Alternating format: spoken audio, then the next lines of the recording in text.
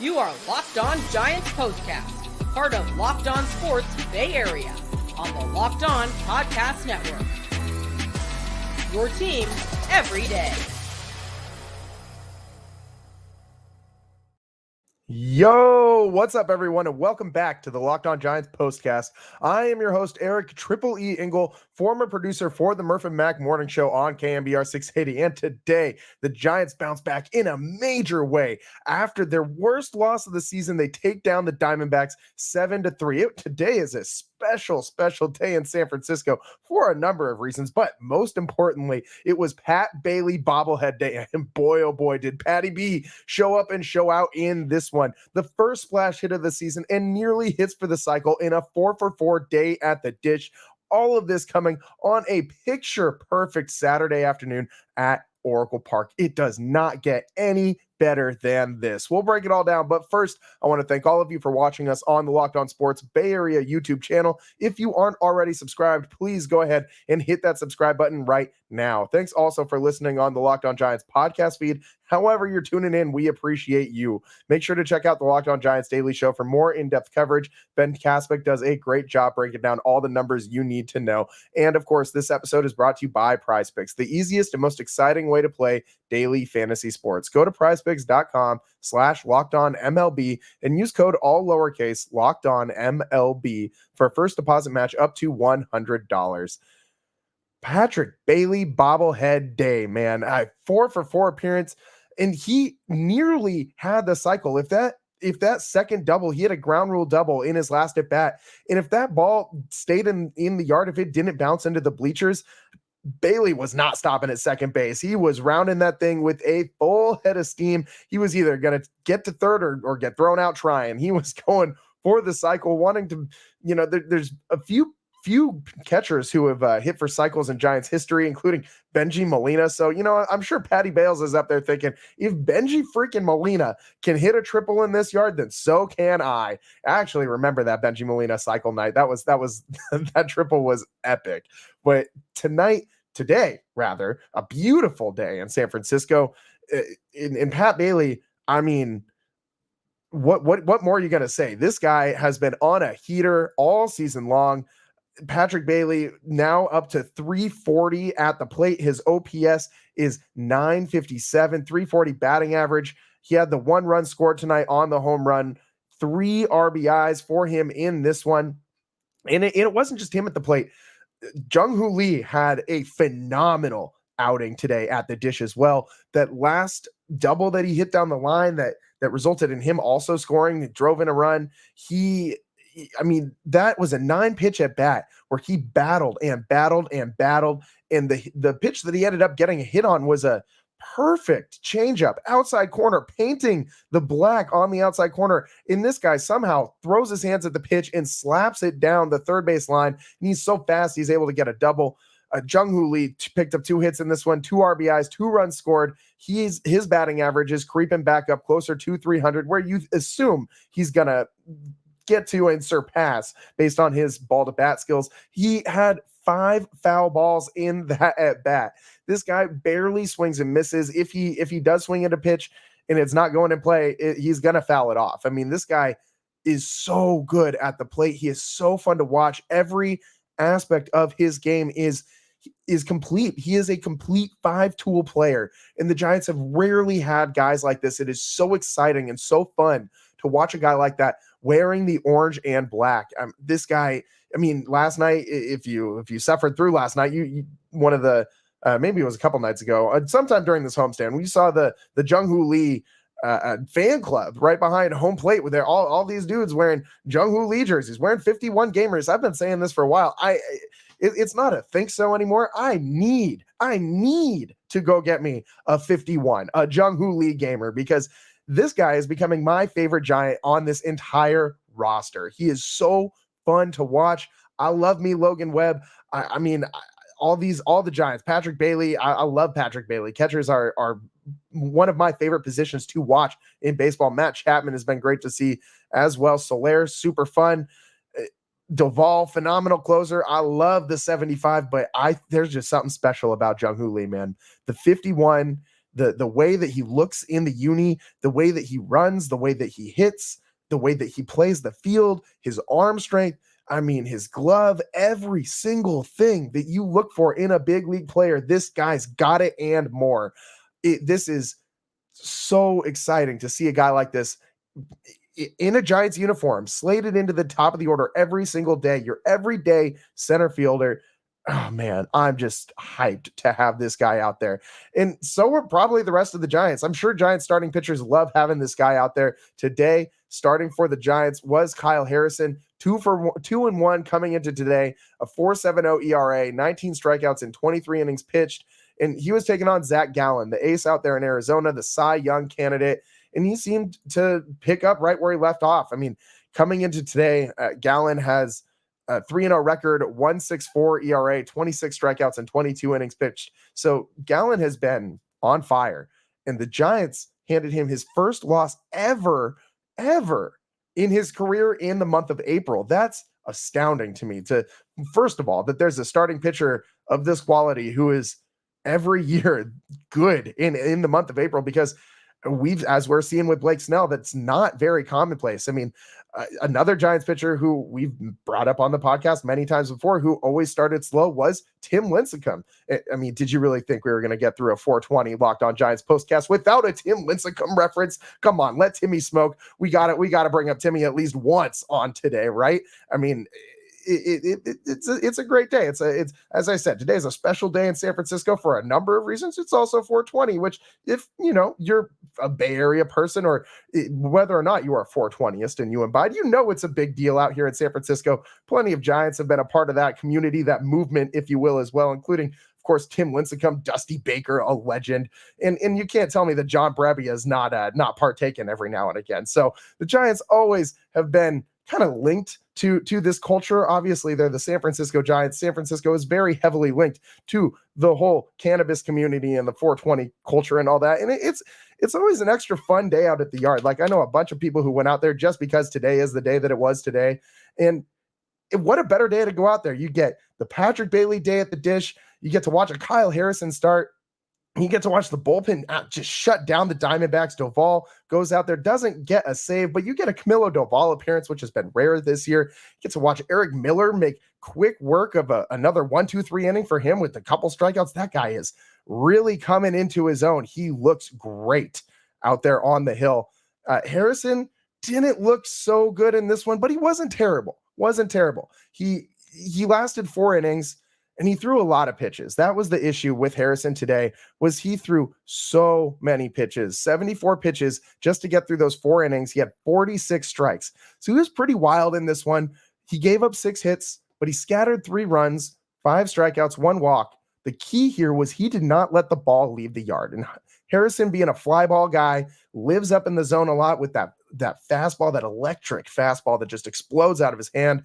And he's challenging guys all the time with that high heater, and his command was a little bit of a problem today. He wasn't super sharp. It didn't result in a lot of walks. It did result in him getting some strikeouts. The term that you would use is effectively wild. He let a few go. He was overthrowing some pitches at certain times when he was pressing to get outs, but overall, he didn't let this game get away from him. Harrison's still a little bit of a thrower on the mound. We talked about this after Keaton Wynn's last start.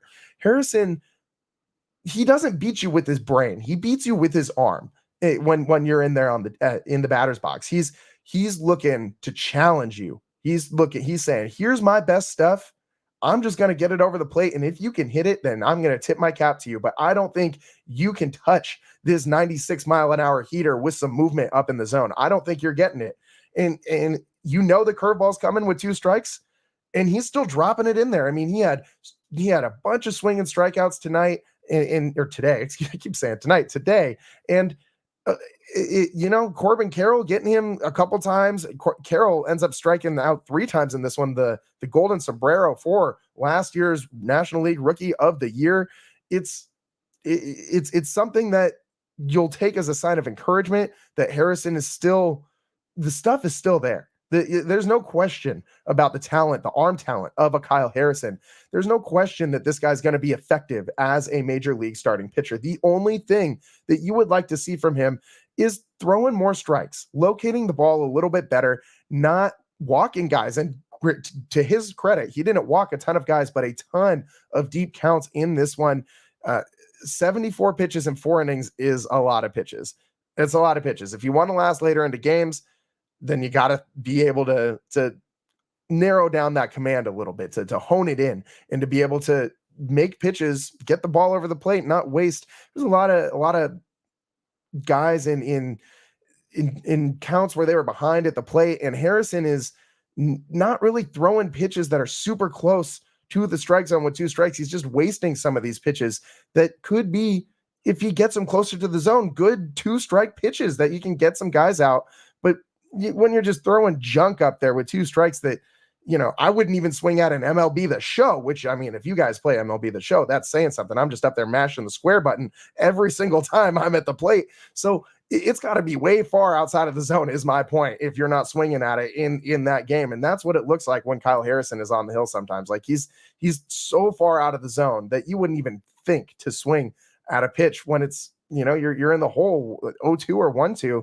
And you can't have pitches like that. You can't, it's just a waste. You can't waste pitches like that, tire yourself out. And you especially can't do it at the rate that he is doing it at. So that you want to see improve. But despite these command issues, Harrison clearly has the stuff to stay at the major league level. I don't think Harrison's going to give up this spot in the rotation at all. I know there's a lot of guys coming back. He's a young arm. He did come up a little bit last year as well. The Giants are going to need to build him up longer and longer as a starter, though, get him into that 85 to 90 pitch a game range where we haven't really seen that from Harrison yet. So that's going to be the next step for him to take. And but he did leave this one with the Giants having a competitive chance in this one. And that was saying something after what we saw last night. When he left the game, that 4th inning was a little bit shaky. He allowed Suarez to reach after he hit him with a pitch. Blaze Alexander, what a great name, Blaze Alexander, doubles to the gap and scores Suarez. That gives that shrunk the Giants' lead to 3-2. And then a Newman single scored Blaze Alexander, tied the game up at 3. You could tell that Harrison was stressing out there, overthrowing the ball a little bit, but he struck out Carroll looking to get out of the inning and get out of the jam. Go-ahead run was on second base, and that's a great job by a rookie to get back on track and stop the bleeding and not let it turn into a blow-up inning. These are all great signs. Yes, you do want to see Harrison last a little longer than the 4th inning. I think we all know that. But you'll take what you can get, especially in April.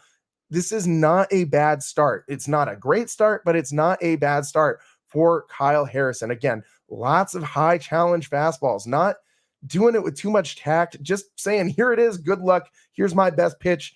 If you can hit it, tip my cap to you. He's not quite yet a pitcher like Logan Webb or even like Keaton Winn, where Keaton Winn doesn't have the same live arm that Harrison does. So he's got to get you out with his brain a little bit more than with his arm. And with Harrison doing what he's doing up there, I have no doubt that he'll eventually get better at these things. These are all coachable, learnable things. You can't learn how to throw a 96-mile-an-hour fastball with movement. If your arm just doesn't do that, it just doesn't do that. So you'll take it. These are all great signs to build on. And of course, in the bottom of the 5th inning, the big swing of the bat, Pat Bailey, the first splash hit of the season for the Giants, 2nd home run of the season for Pat Bailey. Jung-Hoo Lee also went yard in this one, a leadoff home run. How can we forget the first home run for Jung-Hoo Lee at Oracle Park? Pat Bailey, the first splash hit of 2024. So many firsts for the Giants today. Too bad they couldn't do this in nighttime so we could see the light show again like we did last night.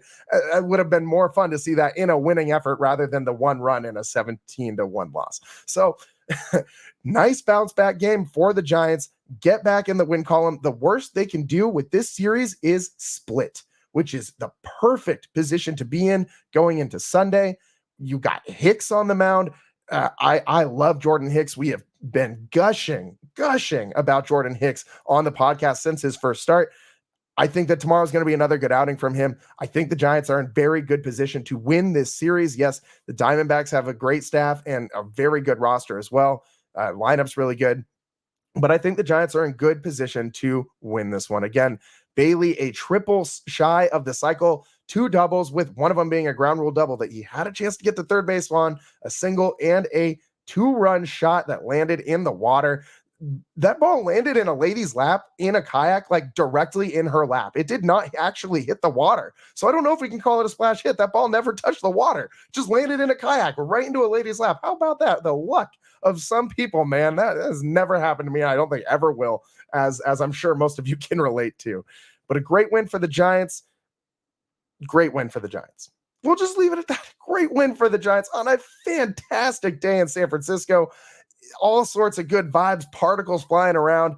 Stick with us on the Locked On Giants postcast. We're going to take a quick break, but we will be right back and break down all the permutations in this one. I'm your host, Eric Triple E Engel. This is the Locked On Giants postcast. We'll be right back.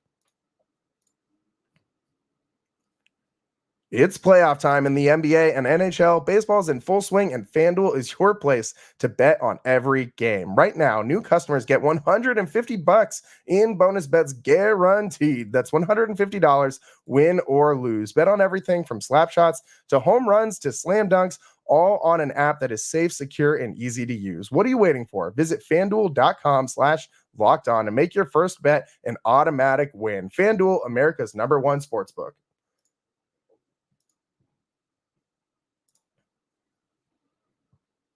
Welcome back to the Locked On Giants postcast. I'm your host, Eric Triple E Engel, and man, I'm seeing people in the comments celebrating the beautiful 420 win for the Giants out at Oracle Park, San Francisco. The Giants fan base full of 420ists in the community, like myself. I'm not afraid to say that on the show. You know, it's become so much more acceptable and such a big part of culture, especially here in San Francisco. I don't think you can have a day like today and not talk about it. I mean, is this the greatest 420 performance of all time by Patrick Bailey? It might be. I was looking around for some stats. I was having kind of a hard time finding specific April 20th stats, but this might be the greatest April 20th performance of a Giant ever. I mean, Patrick Bailey, what a game, man. 4 for 4 and a double shy of the cycle. It was great to see. And this guy was kind of slumping to start the season, and man, oh man, has he turned it around in a big way. It's been very nice to have somebody at the bottom of the order, in that bottom third of the order, who can rake. He was batting 6th today, but he's been batting 7th for the majority of games this season. He jumped ahead of Tyro Estrada in the order with his great hitting lately. Bailey's been, you can't keep him down in the order when he's hitting like that. You got to get the guy more at bats, more plate appearances, and he paid off for him today on his bobblehead day. On a beautiful day out at the yard, he did his job. And so did everybody else. He's not the only one with a bomb. As we mentioned, Jung-Hoo Lee, his first home run at Oracle Park. At the end of the show a couple days ago, we had a listener ask if Jung-Hoo Lee was going to be involved in the Rookie of the Year contention, or where he might slate in there. And that had me thinking today when he hit that home run, and he's just been playing so well lately that I think he's going to force himself into the mix. And here's what I've been thinking. He's currently 7th best odds to win it all, to win the National League Rookie of the Year on FanDuel at plus 1,300. That's some pretty good value for a guy who you know is going to be your everyday center fielder, your everyday leadoff hitter, probably, as long as he doesn't get hurt, going to play at least 120, 130 plus games. You know, barring injury, this guy is going to play a lot of games. A lot of these other people that are ahead of him are very young players that, who knows, you're kind of rolling the dice. Yeah, there's Jackson Merrill. He's obviously going to be very good. The Giants have seen him a lot today. Blaze Alexander, who the Giants saw today and yesterday. Shout out the name Blaze Alexander, especially on April 20th. Now, I wonder why he had a better day yesterday than today. Weird. Anyways, I wonder what he was doing before the game. Yeah, I was over at Hippie Hill. I didn't see him out there, but yeah, maybe he was hiding out there somewhere. Anyways, Blaze Alexander is also on the list, 8th best odds, just behind Jung-Hoo Lee at plus 2,300. Yamamoto is your favorite to win it all down in LA. I don't think a pitcher is going to win it. I think it's going to come down to a position player. And there's 3 guys who really, I think you got to look at. One of them being Jung-Hoo Lee. So if you're looking for a value bet on FanDuel right now, plus 1,300 for Jung-Hoo Lee, at least right before the game, maybe the home run changed his odds. I don't know. But before the game, that's what his odds were at. Yamamoto is the favorite to win, as I said. Jackson Chourio, 5th, plus 650. The Brewers' big power bat. I like him a lot too. And his numbers, I think, are going to look more like what's going to impress these voters. They're going to be big, gaudy home run numbers, big RBI numbers. He's not going to do all the same things that Jung-Hoo Lee does, though. He's not going to be the same defensive type player. He's not going to be a Gold Glove candidate in center field. This guy, Jung-Hoo Lee, just with his defense, might push himself over the top over these other guys. Jackson Merrill is the young stud center fielder for the Padres. He's got the second best odds to win at plus 500, just behind Yamamoto. But I don't know about him. He's so young, and so is Jackson Chourio. These guys are both so young. You don't have the same level of confidence in their consistency that you have in a Jung-Hoo Lee. I think Jung-Hoo Lee has proven already that he's going to be a stable force in this lineup and in the field. I think you still got to get proof from these other guys. Jackson Merrill's batting towards the bottom of the Padres order. Jung-Hoo Lee's at the top. He's going to get a lot more opportunities at the dish than Jackson Merrill. I think this is a very good value bet. Also, the reason why I really don't think a pitcher is going to win it, Yamamoto, I don't think he's going to win because pitchers never win, man. The last time a pitcher won the Rookie of the Year was Devin Williams as a relief pitcher in 2020 with the Brewers. And if you remember, when he came on, he was every bit as effective as he is still currently at an all-star level from the day he showed up. So he was just a special guy. The last pitcher to win prior to that, last starting pitcher to win, was Michael Fulmer with the Tigers in 2016, but that's the American League.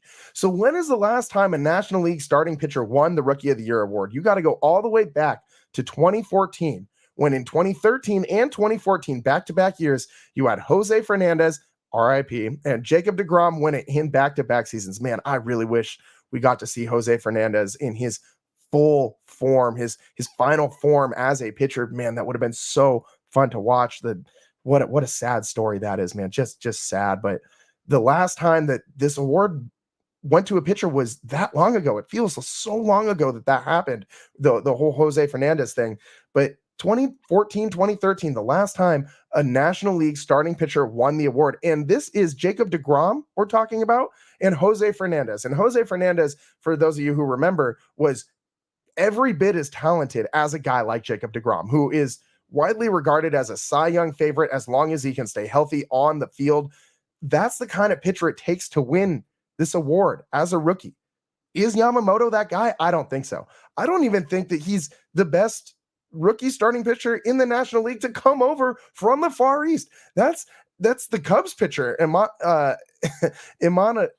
I got this guy on my fantasy team, and I still struggle to say his name every time. It's Shota Imanaga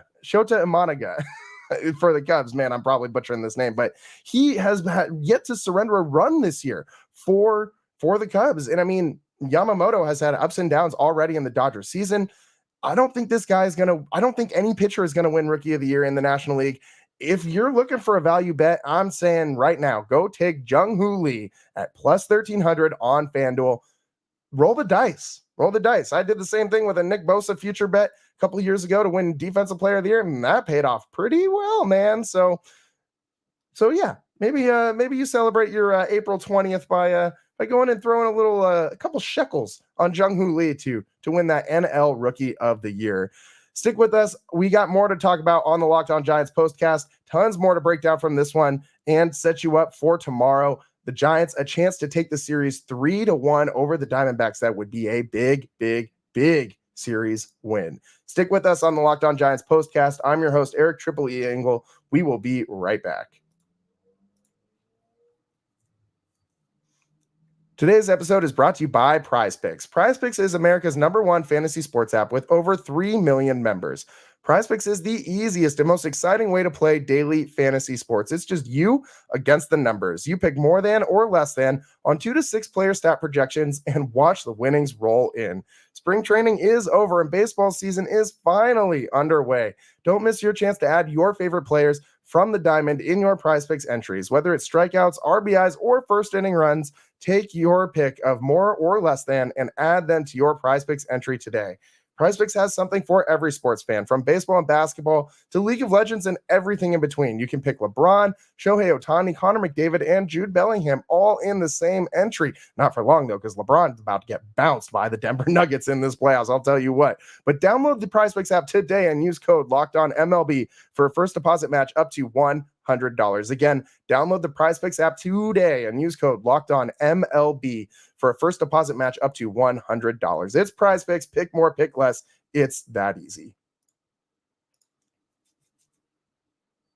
Welcome back to the Locked On Giants postcast. I'm your host, Eric Triple E Engel. The Giants with a phenomenal bounce back win, 7-3 over the Diamondbacks. And this was a nice outing all the way up and down. Harrison pitched good enough to get the job done. The bullpen slams the door shut. 5 innings of shutout work by the bullpen. That is impressive. I mean, you had so many pitchers coming in, a parade of guys coming in from the bullpen, with Harrison leaving after the 4th inning. Ryan Walker, Eric Miller, the Rogers twins, Camilo Doval. You had 5 relief pitchers come in and not a single guy gave up a run. You had 1 hit given up between those 5 guys. 1 hit over the last 5 innings of a game. That is going to win you a lot of ball games. This bullpen, barring the hiccup last night, has been very, very good as of late. And last night, half of the runs the bullpen gave up to Tang, he was actually optioned back down to AAA. If you were paying attention in this one, you saw Sean Jelly warming up in the bullpen next to Camilo Doval. He is who the Giants brought up in place of Tang, and he's gonna have some time to work on some stuff and get back up to the bigs. I'm sure we'll see him back up here. He's good at eating innings. The Giants need a guy like that in their bullpen, but they have so much talent down there, man. Eric Miller blows me away. This guy is so good, and barely scratching the surface of his potential. I completely understand why they decided to completely skip AAA for him. I mean, prior to this season, he had never pitched above AA Richmond. He was a flying squirrel. He never even became a River Cat before he became a San Francisco Giant. You can't call him a forever River Cat. He's just a forever flying squirrel or a forever Giant, not a forever Sacramento River Cat. So Eric Miller can touch triple digits, had another couple strikeouts in this one today. He faced 3 guys. He struck out 2. He has been electric so far. Shaky start to the season, but this guy looks so good. Just a monster out of the pen. A big imposing body with that big imposing fastball. He's intimidating up there on the mound, man. He looks kind of quiet too, but just so serious and stone-faced when he's out there. He looks nasty, man. He looks nasty on the hill. And Ryan Walker has been also carving it up there. Another couple strikeouts for him as well in this one. Neither guy gave up a base runner. These 2 guys are going to propel the Giants. If this is you have 2 setup guys essentially. You're Ryan Walker and Eric Miller. And I mean, the Rogers twins too, Taylor and Tyler, they're both very solid in these roles as well. The Giants have so many options, so many lefties, righties, submarine guys, 3/4 release guys, over the top guys. Guys with nasty junk, guys with sweepers that can change your eye level, and big curveballs and rising sliders. And then you got Eric Miller coming out, you're pumping 100. And then you got Doval on the back end who can do all of it. This bullpen is going to be such a big strength for this Giants team going forward this season. Even though they haven't been winning a lot of games as of late, they have had great performances from the bullpen. The win does bring the Giants record up to 10-12.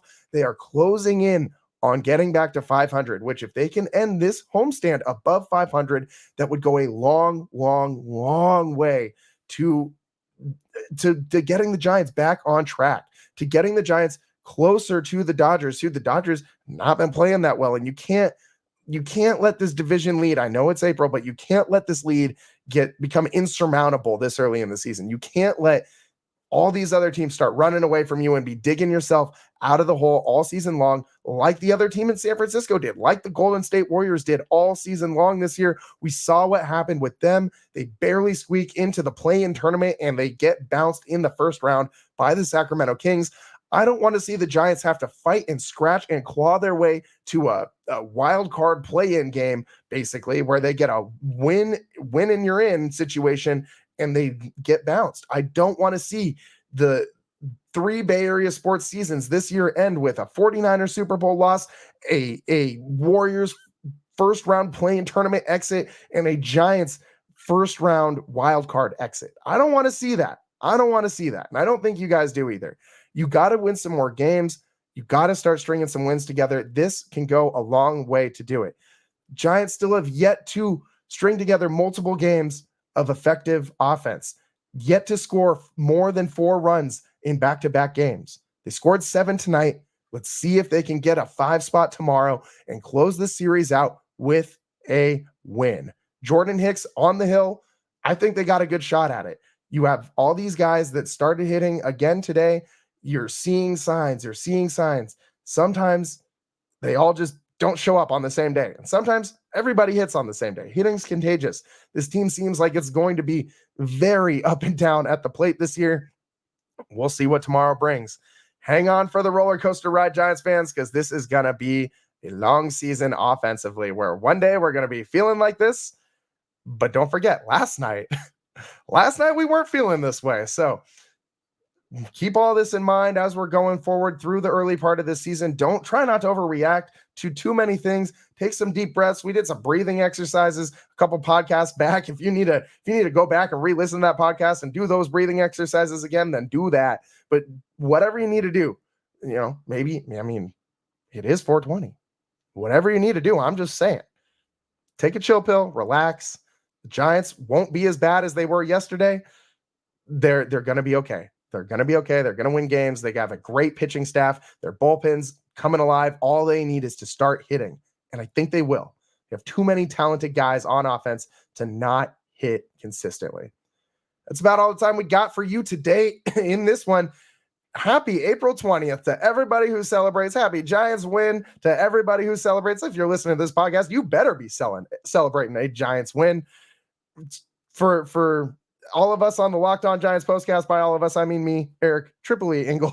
Have a great day on this wonderful, beautiful, fantastic April 20th. It is a gorgeous day outside here in San Francisco. Not a cloud in sight, 65, 70 degrees. It is picture perfect, man. What more can you want? A Giants win. Patrick Bailey almost goes for the cycle on his bobblehead day. The bullpen blanks the Diamondbacks over 5 innings. A Jung-Hoo Lee leadoff home run. This had it all. Vibes, particles out the wazoo today, man. If you were out at the yard, I'm happy for you. I'm not even jealous that I wasn't there. I'm just happy that you got to experience that. That's all we got for you today on the Locked On Giants postcast. I'm your host, Eric Tripoli Engel. We'll see you next time. Peace.